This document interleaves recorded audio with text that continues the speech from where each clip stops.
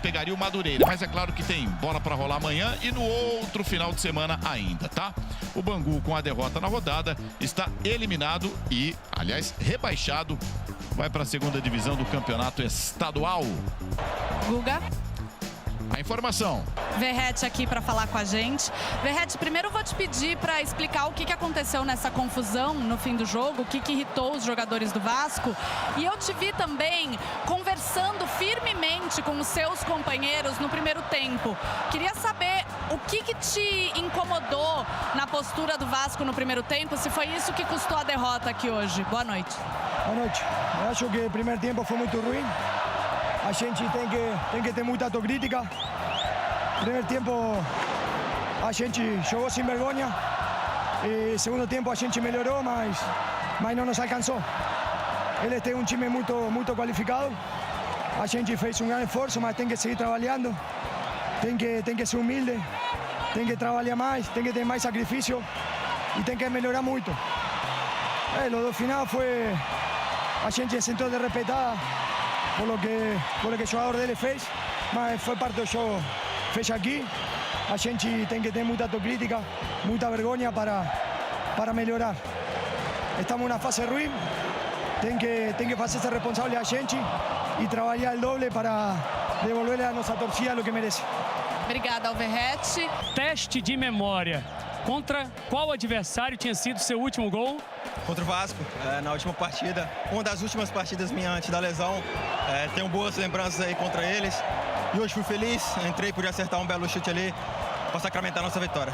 Foi no 6-1. Qual a importância nesse time que está sendo tão mexido, essa classificação antecipada, Everton? O professor Felipe tem dado rodagem no elenco para dar minutagem a todos os atletas. Tem usado o Campeonato Carioca para isso, tem dado resultado. Todo mundo está entrando, está dando conta do recado, está elevando o nível do grupo, está elevando a confiança. Isso é muito importante, porque a gente vai ter competições muito importantes aí. A gente espera que nesse ano a gente possa sacramentar títulos aí. E no final está comemorando. Guga Villani. Outro vem e joga. Então isso está muito claro no Flamengo. E o primeiro tempo foi um festival. Né? Foi uma vantagem muito grande, porque é uma equipe que tem qualidade técnica e pressiona, retoma a bola o tempo todo. E retomando a bola o tempo todo, mora na área do adversário. Né? O placar, em função do primeiro tempo, foi até pequeno. Pois é. Né? Se o placar ele não expressa o que foi a primeira etapa. Aí o pênalti, que sofreu mesmo o Plata. O Plata teve uma boa atuação. Bruno Henrique quem bateu. Bruno Henrique bate. Então, se o Felipe Luiz tem uma possibilidade, o Plata já mais adaptado. Pena que o Juninho se machucou, acabou de chegar. Mas ele ainda tem o Cebolinha. Ele tem o Bruno Henrique, joga numa outra função que é super importante pelo centro. É um jogador decisivo.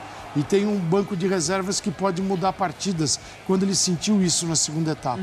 Que veio realmente um Vasco reformado, até um Vasco surpreendente por aquilo que a gente viu no primeiro tempo.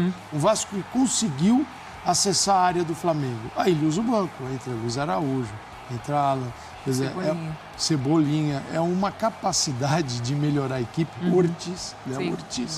Então, Glaucia, eu acho que o torcedor do Flamengo vai ter que se acostumar a uma coisa.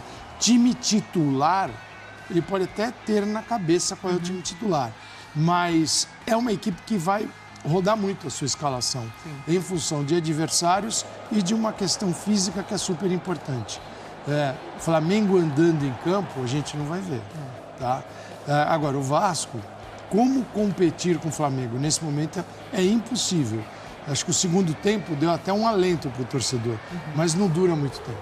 O Carille faz uns ajustes ali na segunda etapa, propõe ali uma linha de 3, o pessoal um pouco mais agudo pelas beiradas, mas, como você falou, não aguenta muito tempo e também não tem essa profundidade de elenco que o Flamengo tem, né? Então, assim, o Carille não tem opções para mexer. Essa bola do Verrete aí na trave já na segunda etapa, o Verrete não recebia nada no primeiro tempo, né? Então, até mesmo em questão de ideias de jogo, né, Calçade? A gente vê ainda como o time tá bem carente.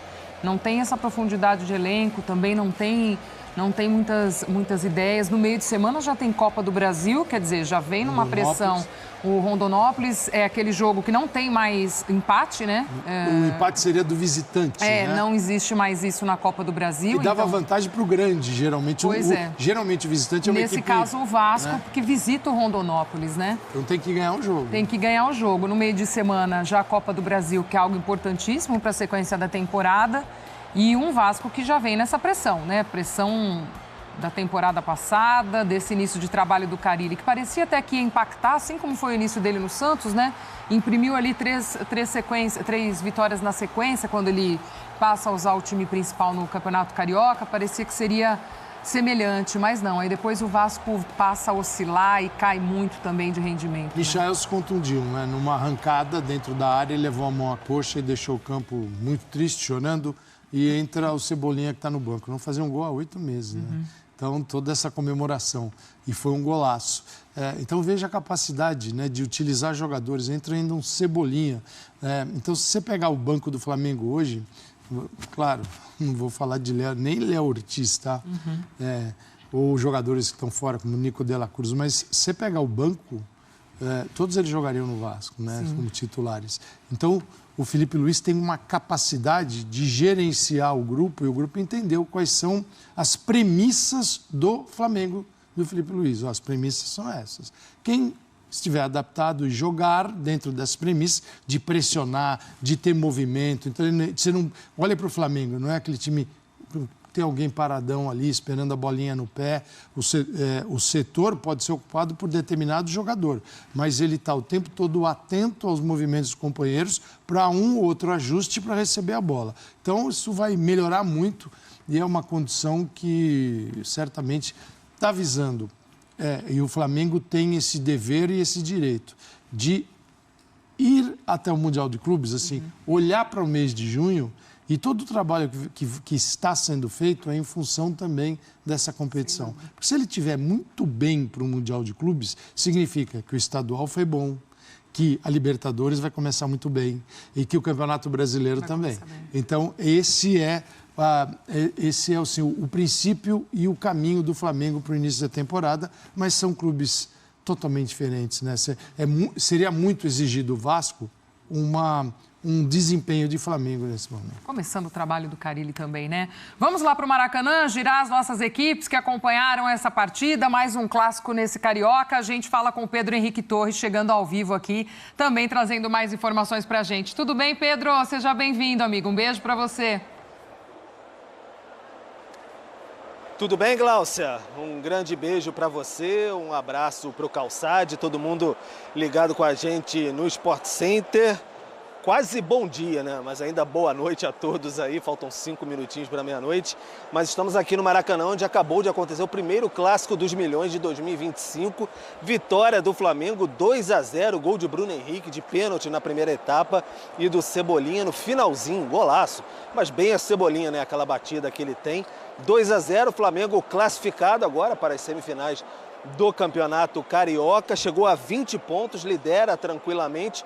Pode até garantir, quem sabe, o primeiro lugar geral já neste fim de semana. Depende, o Volta Redonda ainda joga amanhã contra o Sampaio Corrêa. Então, o Flamengo já está mais tranquilo para a última rodada contra o Maricá. O Vasco fica numa situação um pouquinho mais complicada. Daqui a pouco a Roberta Barroso fala mais sobre o lado vascaíno. Sobre o lado rubro-negro, um primeiro tempo muito bom do Flamengo. Foi bem superior, teve até um golzinho anulado no final do segundo tempo por impedimento bem pequenininho ali do Varela, e aí o gol do Plata, até numa falha do Léo Jardim, mas o Flamengo foi bem superior. Os torcedores rubro-negros aqui reclamavam, a gente fica bem pertinho aqui da torcida na tribuna do Maracanã, reclamavam do placar pequeno, magro no primeiro tempo de 1-0, diante de tamanha superioridade. O Vasco no segundo tempo foi até superior com as mexidas do Carille, e aí depois o Flamengo conseguiu, de fato, retomar as rédeas da partida e, enfim, conseguiu o que gostaria. 2-0, a torcida fez bastante festa, aí o time entrou na onda no final também,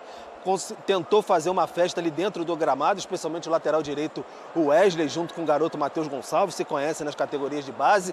fizeram algumas firulas ali já no final da partida, um toque de letra do Wesley irritou bastante os jogadores vascaínos, aí partiram para cima, quase tivemos um sururu, como eu tenho chamado, igual no último Flamengo e Botafogo, mas foi contornado, não chegou àquele nível de agressões, nada disso, ainda bem, e aí extrapolou um pouco para a torcida, no setor sul ali do Maracanã, alguns torcedores bem revoltados com a derrota, com talvez ali a movimentação dos rubro-negros em campo, tentaram invadir e foram contidos pela segurança, pela polícia, enfim, aqui no Maracanã, mas saíram agora, vamos ver como é que vai ficar o entorno diante disso. Então é isso, o Michael saiu com uma lesão, muito provavelmente uma lesão, puxou ali no arranque no segundo tempo e aí deu lugar ao Everton Cebolinha, isso que preocupa mais. O Calçade falava bastante aí de como o Filipe Luís exige fisicamente dos jogadores, a pressão, de fato isso passa a preocupar, porque o Alexandro já tem uma lesão grau 1, já está fora há algum tempo, a questão do Juninho que foi um edema muscular, não foi uma lesão, ficou fora também,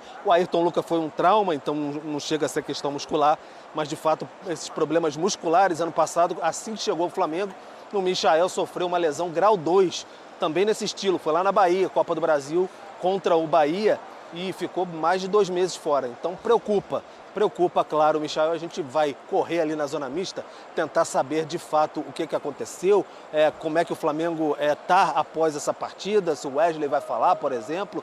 Então vamos buscar ali, lá embaixo, a gente tem que descer umas escadas aqui para saber tudo sobre a zona mista do Maracanã. Como eu disse, o Flamengo agora volta a jogar daqui a uma semana contra o Maricá, então fica mais tranquilo, uma semana cheia para trabalhar para o técnico Filipe Luís. Glaucia.